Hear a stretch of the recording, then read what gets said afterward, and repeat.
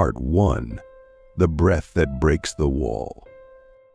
There is a moment few ever talk about on the spiritual path, a moment so profound, so disorienting, that it shatters everything you thought you knew. It doesn't come with fireworks or visions. It comes with silence. Deep, cellular silence. And in that silence, you feel it for the first time. The breath is not just air. It is intelligence. It is memory. It is the original language of the universe. And the moment you learn to breathe consciously, you begin to command reality. I was in the mountains of Ladakh the first time I experienced it. I had been fasting for 6 days, isolated in a stone hut with nothing but a wool blanket and a copper bowl of water. I wasn't seeking visions. I was just trying to remember something I felt I had forgotten. On the 4th night, a monk came, his robes silent, his face unreadable. He didn't speak.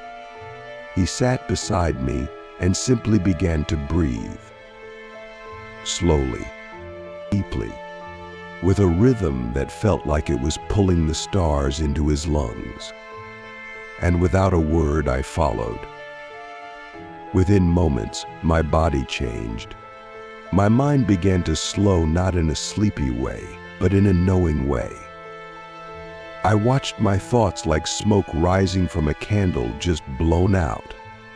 My fears lost weight. My identity cracked.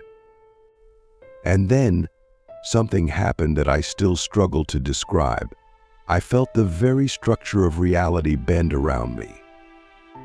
It wasn't a hallucination.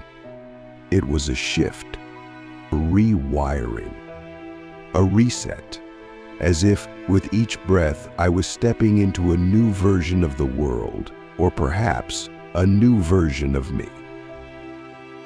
Click subscribe to this channel to get more profound insights. You see, we've been lied to. We've been told that breath is just a biological function. But the ancient mystics, those who lived beyond the veil, knew the truth. Breath is the bridge between the seen and unseen. It is the only bodily function that is both voluntary and involuntary, conscious and unconscious. Why? Because it was designed as the master key, the interface between the physical and the quantum. And when you learn to use it with precision, everything changes. Most people breathe reactively, shallow, chaotic, unaware. But when you breathe intentionally, you begin to generate coherence in your field. This coherence is not subtle, it is magnetic. It affects your nervous system, your hormonal system, your electromagnetic signature. The elite know this. The ancient masters knew this. And now you are remembering it. There is a technique passed down in whispers, hidden in temples and encoded in chants. It involves rhythmic breathing, breath retention, and energetic visualization. But the real power of it is not in the steps, it is in the presence. When you bring full awareness to your breath, you are no longer in the past or the future. You are now. And in the now, the quantum field becomes pliable. Possibilities collapse. Reality is recoded. Let me ask you something deeper. What would happen if, instead of reacting to life, you breathed it in? What would shift in your relationships, your finances, your health, path? If you stopped trying to fix everything and simply aligned your breath with the version of reality you choose to live in? Because alignment is not mental, it is embodied. And breath is the fastest way to lock your body into a new vibration.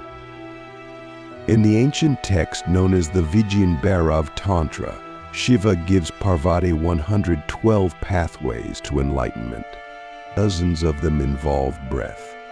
Not because it's easy or trendy, but because it is direct. When you change your breath, you bypass the mind. You bypass years of conditioning. You tap into the raw nervous system, the interface between spirit and form. And from there, you don't have to climb the mountain. The mountain moves. This breath technique, hidden for centuries, is deceptively simple. Inhale through the nose for a count of 4. Hold for 4. Exhale through the mouth for 4. Hold again for 4. It is called box breathing in modern terms, but it was once known as the breath of the 4 directions. The square of the earth, the rhythm of the seasons, the balance of the elements. When practiced with focus and stillness, this breath creates a chamber, a sacred space where the mind dissolves and the soul speaks. But the breath alone is not enough. It must be charged with intention. Not mental intention, emotional frequency. You must feel, as you breathe, the state you wish to embody. Peace, power, forgiveness, abundance. Whatever you breathe in must be felt before it is seen. That's the paradox. You don't wait for reality to change. You breathe as if it already has. And when the body believes, the field responds. This is not imagination. It is neuroplasticity. You are literally rewiring your brain with breath. You are creating new grooves in your nervous system, new hormonal cascades, new electromagnetic patterns in your heart. And since the heart radiates a field that extends several feet beyond the body, the world around you begins to feel it. You walk into a room and people feel calmer. Synchronicities increase. Doors open. Why? Because your breath has become your signal. Let's go even further. When you hold the breath not in strain, but in stillness, you access the gap, the place between thoughts, the silence between frequencies. In this space, the veil thins. This is where monks receive visions, where shamans travel between worlds, where the blueprint of reality becomes malleable. Most of us avoid this space because it feels like death, the death of control, the death of identity. But it is actually the birthplace of creation. This is why breathwork can feel so intense for beginners. As you breathe deeper, you begin to feel what you've suppressed. Grief, rage, fear, ecstasy. These are not side effects. They are activations. Your body is releasing the frequencies that no longer serve you. Your field is recalibrating. And if you stay with it, if you breathe through the discomfort, you emerge reborn. Not conceptually, energetically. The ancients knew this. That's why breathwork was not a practice, it was a rite. A passage into a new reality. They didn't just sit and breathe. They prepared the space. They fasted. They purified. They honored the breath as sacred. And when practiced this way, even for 10 minutes, it becomes the most powerful tool on earth. Now let me ask you, what reality are you ready to breathe into form? Not what do you want, not what would be nice, but what are you ready to embody so deeply that even your breath carries it? Are you willing to let go of who you've been to become who you truly are? Because the breath will show you. It will strip away the masks. It will strip away the lies. All you have to do is stay with it. So here is the invitation. For the next 7 days, commit to a daily breath ritual, morning and night. 4 breaths in, 4 hold, 4 out, 4 hold, But don't just do it mechanically. Bring your full attention. Feel the breath as if it is sculpting your future. Place your hand on your heart. Visualize light entering your body. And as you exhale, release anything that is no longer aligned. You will feel resistance. You will feel emotion. This is not failure. This is the body waking up. And the more you breathe, the more your cells begin to remember. Remember who you are. Remember what you're capable of. Remember that this life is not something happening to you, it is something breathing through you. This is the secret the elite have always known. This is the power the ancients left encoded in the wind, in the chants, in the temples carved high into the mountains.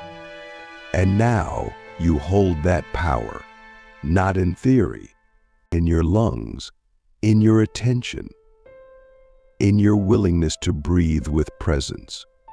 Because once you do, reality doesn't just respond, it rewires. Part 2, becoming the breath, becoming the architect. There is a level of existence where breath no longer feels like something you do, it becomes who you are.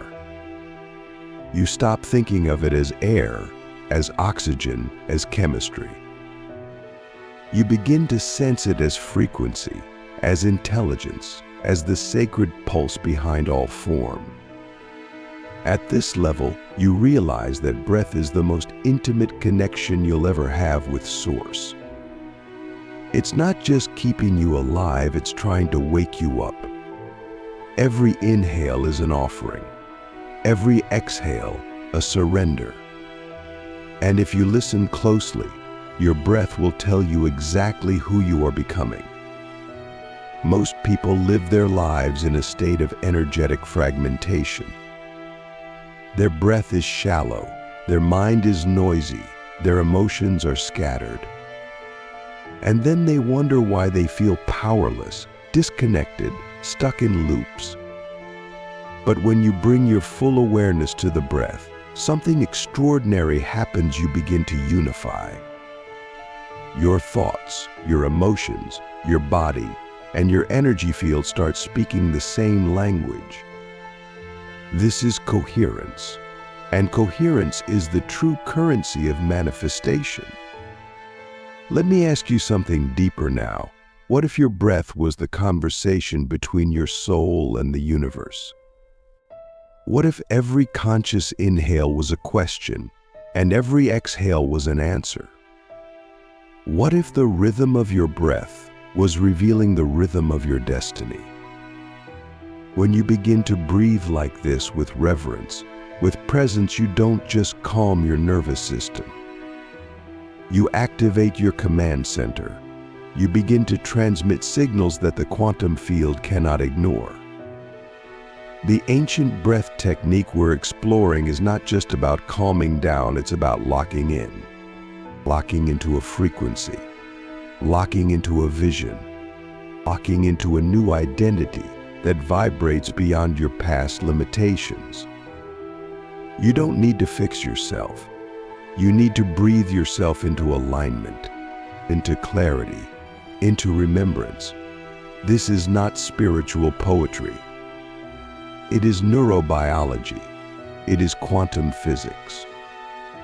It is the hidden science of becoming. And yet, the breath will take you further still. Because once you reach a certain level of presence, you will begin to feel energy moving through your spine. This is not your imagination. It is your dormant circuitry waking up. The ancients called it prana. The Taoists called it qi. Some call it kundalini. But it is all the same thing, life force. And when you breathe with precision and surrender, this force begins to rise, gently at first, then like fire. This fire is not dangerous. It is purifying. It burns away false identities, outdated beliefs, inherited trauma. That's why some people cry, shake, or laugh uncontrollably during breath work. It is not dysfunction. It is release. It is the soul finally having enough room to stretch. And once it stretches, it begins to take up space in your life. You begin to walk differently, speak differently, not performatively but authentically, because your breath has become your alignment. Let's speak now about the breath and the pineal gland. Deep in the center of your brain lies this crystalline structure, your third eye, your inner lens. When you breathe deeply and rhythmically, especially with breath holds and spinal locks, you begin to create pressure in the cerebral spinal fluid. This pressure activates the pineal. And when it activates, it begins to release natural DMT. Yes, your brain can produce its own gateway chemical. And it doesn't require substances, just breath, stillness, and inner attention. When this happens, you may begin to see light behind your closed eyes. You may feel your body dissolve. You may have visions, downloads, or deep waves of knowing. Don't resist them. Don't chase them. Just receive. Because these are not hallucinations. They are remembrances. You are not traveling outside yourself, you are traveling deeper into yourself. And the more you breathe into this space, the more you rewire your reality from the inside out. Now, the elite use this state not to escape reality, but to design it. They enter these peak states through breath, not for relaxation, but for creation. Once in this state, they implant visions, affirmations, feelings, and intentions directly into the subconscious and the quantum field. And because they're doing it in a state of coherence and high-frequency clarity, those intentions manifest rapidly. This is not magic, it's mastery. Here's something most people never hear. Peak breathwork states are the perfect time to reprogram your identity. Not affirmations muttered in traffic, not journaling while distracted. But when your breath has slowed your brain waves to theta, when your heart is open, when your spine is tingling with current, that's when you speak your new name. That's when you declare your new reality. That's when you say, I am abundance. I am clarity. I am love. I am the architect of my existence.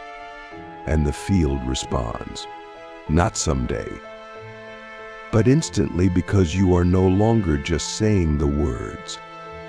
You are being them. So let me ask you again, who are you becoming with each breath? Are you still breathing like the old you, rushed, shallow, unconscious? Or are you breathing like the future you, calm, grounded, radiant, sovereign? Because every breath is a choice, and every choice is a vote for the reality you are constructing. You don't need to force change.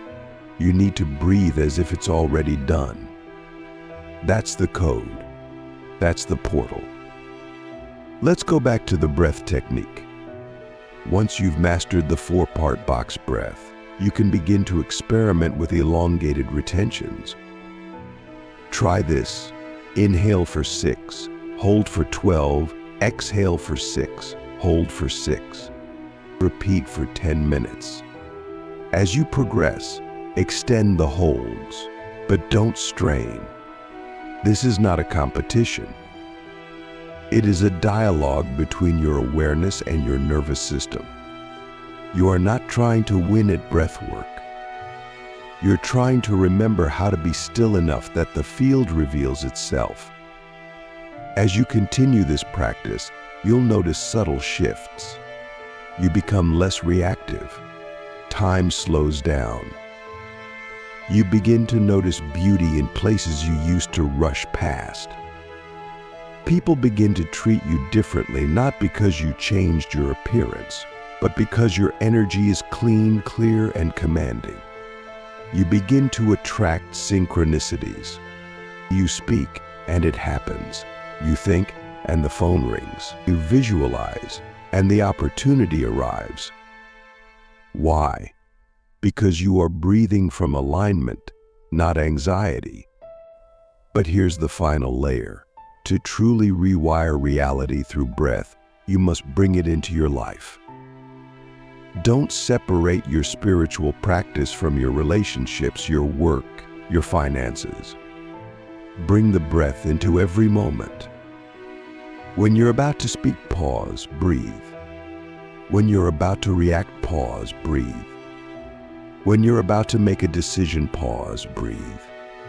Each breath is a reset, a recalibration, a chance to choose again. You don't need to meditate for hours.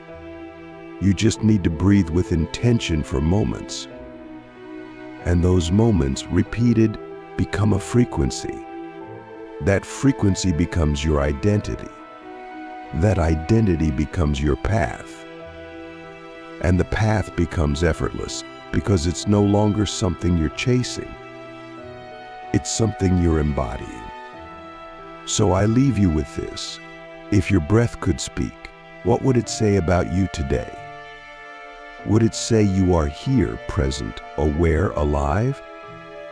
Or would it say you are rushing, reacting, surviving? Because breath doesn't lie. Breath is the mirror. And when you breathe with depth, with rhythm, with reverence, you don't just change your day. You change your lineage. You rewire your nervous system. You rewrite the story. Part 3. The portal of no return. There comes a point in the journey where breath no longer feels like a tool, it becomes a doorway. You feel it like a pulse in the center of your chest, a knowing behind your eyes, a quiet authority in your belly. You are no longer asking for life to change. You are breathing the change into form. And from this place, something irreversible begins to happen. The old version of you starts to dissolve. Not suddenly, not with fanfare, but with grace.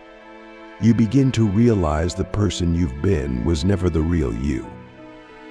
Just a mask molded by tension, trauma, and breathlessness. Now, every breath becomes a thread weaving you back into wholeness. You don't need to fight your patterns. You don't need to analyze your past. You only need to stay with the breath. The breath is the thread that leads you out of the maze. And the moment you stop trying to control the process and begin to trust the rhythm, the walls fall, and the loops end. Time bends, and the future you've been seeking starts arriving not as a distant dream, but as a state of being. Let me ask you something sacred. When was the last time you breathed without needing anything to change? When was the last time you inhaled without anxiety and exhaled without resistance? This is the real work, not seeking more, but softening into what already is. Because the breath is not here to take you away from the moment. It's here to deepen the moment. And when you deepen enough, the moment opens. And what pours through is what mystics call presence, what scientists call flow, and what the soul calls home. In this state, the breath becomes awareness. It feels like you are no longer breathing air, you are breathing light. Breathing truth, breathing the very code of existence. You begin to realize that every inhale is a birth, and every exhale is a death. You are reborn thousands of times a day. You are not stuck. You are not broken. You are simply living on a loop of shallow breath. And the moment you deepen the breath, you break the loop. You become the creator again. This is the final layer of the ancient breath technique integration. It's not enough to have profound experiences on a mat or in ceremony. You must bring the breath into your daily life until it becomes your life. This means breathing before you speak, especially when emotions are high. It means breathing before you react, especially when you feel triggered. It means breathing before you choose, especially when that choice will shape your future. And here is where your reality rewires in real time.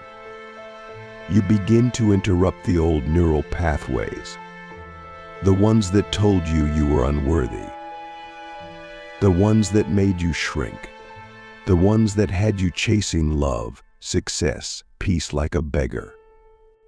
Each breath becomes a new imprint, a new pattern, a new electrical signal that tells your brain and body, we are safe now, we are powerful now, we are whole now, and your outer world cannot help but mirror this new inner command.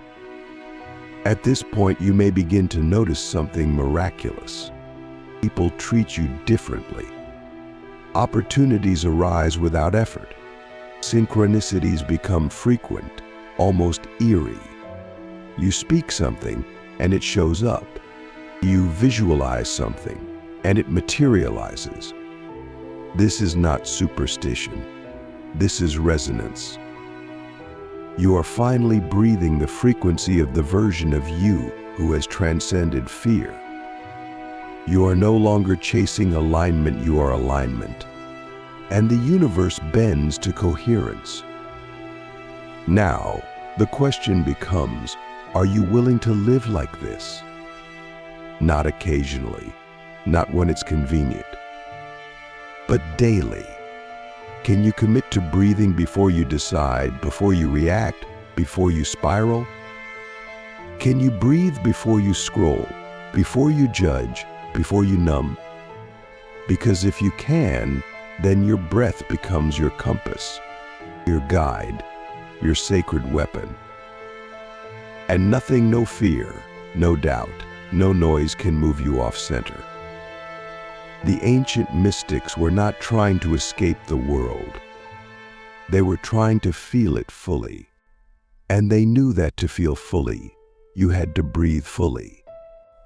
That's why they would sit for hours in caves, temples, forests, not to disappear, but to reappear, to remember, to return.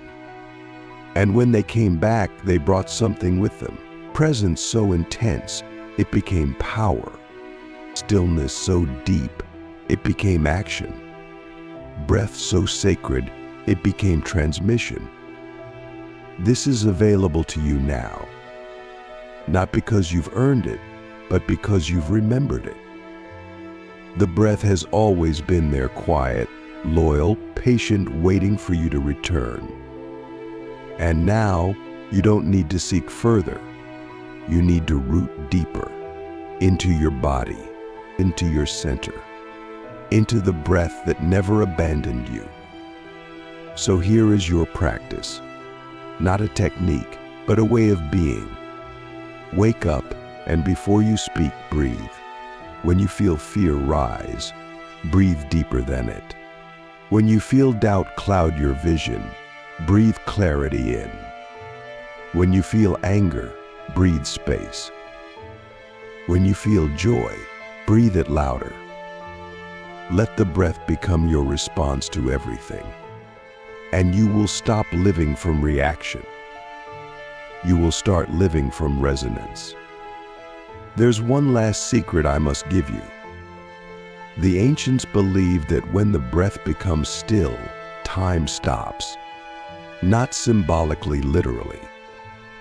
In advanced states of retention, the yogis would enter what they called kumbhaka, the breathless state. In this state, the body rests, the mind dissolves, and the soul expands. Some say this is where Siddhist spiritual powers emerge. Telepathy, healing, manifestation. But those were never the goal. The real miracle was always inner stillness. Because in that stillness you become the creator of time, not its victim. So if the breath can stop time, what else can it do? Can it reshape your story? Can it heal your lineage? Can it call your future into the now? Yes, but only if you trust it. Only if you become intimate with it. Only if you stop treating it like background noise and start treating it like the sacred technology it is. You don't need another book, another course, another guru. You need to breathe. And breathe with such devotion, such depth, such clarity, that the universe forgets who you were and begins to reflect who you are becoming. Because in the end, the breath is not just a technique. It is the truth. And the truth is this: you are not waiting for a miracle. You are breathing it right now.